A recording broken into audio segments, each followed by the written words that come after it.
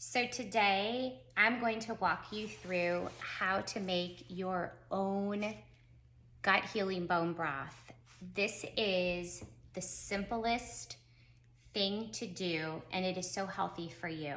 So how I do this is typically when I am going to cook up a whole chicken, usually I cook it in the crock pot.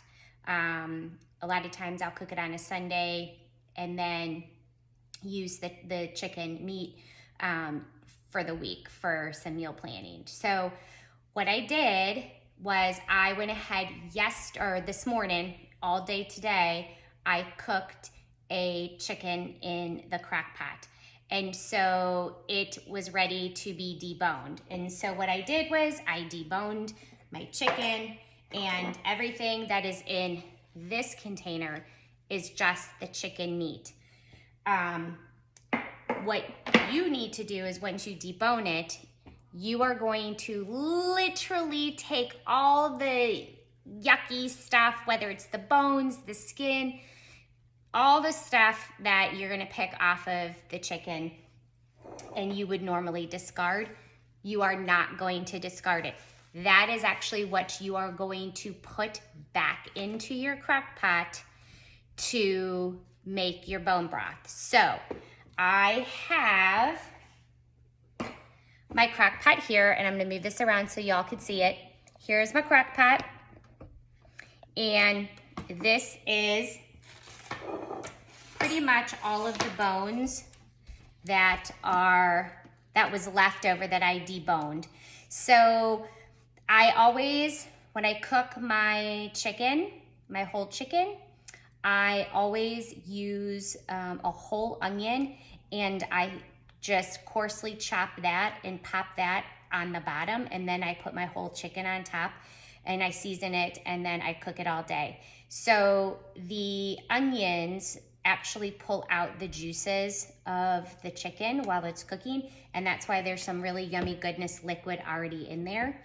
So these are the bones. I actually have a few more that need to go in. So all this goes back in to your crock pot. So that's your base for your bone broth. So now that you have your bones and skin and all the good stuff that you would not be eating in here, you're now ready to put the rest of the goodness inside the crock pot to cook. So I went ahead and I cut up some celery and some carrots, just coarsely chopped them. Nothing major. I did 2 celery sticks and 1 large carrot. If you don't have large carrots, I would probably do 2 carrots and 2 celery sticks. So I threw those on top. Then the next thing is you're going to take apple cider vinegar. Make sure you get the one that has the mother. And the way that you know that is if you tilt it over, actually mine's already mixed up, but there's usually a brown ring that sits at the bottom of the vinegar jar. That is the mother. And so you want to make sure that when you are purchasing apple cider vinegar that you are purchasing that. I love the one from Thrive Market. It is very inexpensive, but what you need to do is you need to shake it up to get the mother then moving throughout the jar. So now it is 2 tablespoons of your apple cider vinegar, and you just pour that in on top. This is actually what activates your bone broth, is the apple cider vinegar. Then you're going to take just 1 teaspoon of either Celtic Sea, which is the white, or the pink Himalayan, and you're gonna sprinkle that in. And then what you want to do is, if you have a large Pyrex like I do, measuring, that's a 4-cupper, you're going to do 2 of these, so a total of 8 cups of filtered water. So it is very important to have filtered water in your bone broth So most of us have a filtration system on your refrigerator, and that is perfect. So you need to get 8 cups of that. So I'm gonna go ahead and do my 8 cups. I actually have a water filtration system at my sink, so I'm just going to do that and get my 4 more cups, and we'll get that poured on top.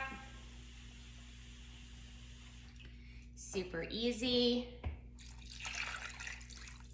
And if you can believe it, that is everything you need to make your own bone broth. So the most important about bone broth is the longer you cook it, the better it gets, the more nutrients it has in it, because it's pulling from all those bones in the skin all the yummy goodness that our body needs. So the longer you allow it to cook, the better it is. So typically, I usually cook this, if I have time, I will cook it 48 hours. Now my crock pot has a 12-hour timer, so I will set it for 12 hours and then make sure before it goes off, I set it again for 12 hours and do that for 2 days. If you don't have that time and you only have 12 hours, that's perfectly fine. Ideally, 24 hours, I would say is the minimum that I would do my bone broth for. Now, what I will tell you this is a tip, a hint, a little, just so you know, if you set your crock pot and it goes off and it's been off more than 30 minutes, you've just kind of ruined the bone broth. And the reason for that is bacteria actually has already sat in and it's not healthy to drink. So we're good. I'm gonna put my lid on and we are going to get our bone broth going. Now, what do we do once the bone broth is done and you have this gigantic tub of bone broth? Well, the biggest thing is you have to strain it out. And so what I do is I have a very large bowl and a very large strainer. And all I do is I scoop out with a soup ladle and pour in the contents and let it strain out in here. So then all you will be doing is discarding the carcasses and your veggies. So you will do that until there's no more, and all you have remaining in here is the bone broth. And what I do is I actually store them in containers like this. So there's actually bone broth already in here. These are nice glass containers. I'll always keep one fresh in the refrigerator, either for me to drink a cup a day or if I need to make it for soups. And then the rest of these go in the freezer, and as I use them, I pull from the freezer into the refrigerator. Depending on the size of your turkey or your chicken and how much you get pulled out of it will determine on how many of these. I usually get between 5 and 6 containers like this of bone broth.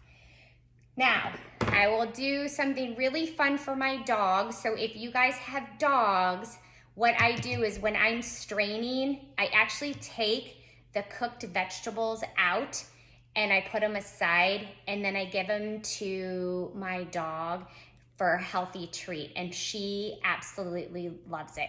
So instead of wasting those really yummy, good, really soft cooked vegetables, I do give them to my dog. Now, you could use them maybe in a different soup or something. They are perfectly fine to do. It's just trying to separate them out as much as you can from the bones. So anyways, super, super easy on making homemade bone broth. I hope you enjoy learning how to make it. pretty much how simple it is. And honestly, you didn't even spend a dime to make this. And you didn't have to buy a boxed or a canned chicken broth from the store. So make sure that you subscribe, like this video, head on over to my website at exosimplynatural.com. Check out all the different ways to be healthy. I highlight essential oils, healthy eating, organization, just self-care. So enjoy your bone broth. Hopefully you guys get some really great gut heal from drinking it, and we'll see you next time.